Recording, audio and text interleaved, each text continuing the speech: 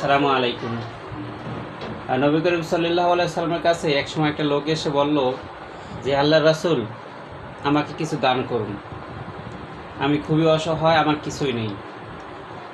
তখন নবী করিম সাল্লাল্লাহু আলাইহি সাল্লাম বলেন, তোমার ঘরে কি কি আছে?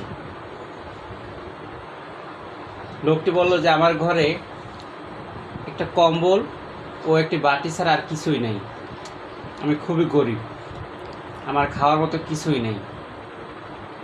তখন নবী করিম সাল্লাল্লাহু আলাইহি সাল্লাম বললেন, যাও, তোমার কম্বল আর বাটিটা নিয়ে এসো।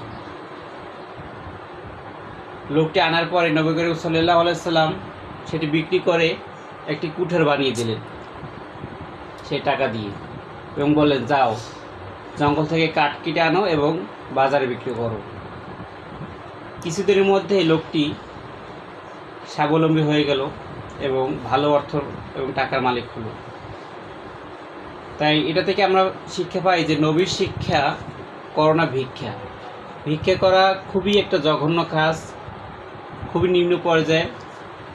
যারা একান্ত কোনো কাজই করতে পারে না, অসহায়, তারা হয়তো ভিক্ষা করতে পারে। কিন্তু তোমার যদি চারটা হাত পা থাকে, তুমি কারো কাছে লোন বা ঋণ কোনো কিছু চাওয়া তো দূরের কথা, লোন করার চিন্তা করো, ঋণ করার চিন্তা করো না। কারণ ঋণ একটা খারাপ জিনিস ভাই।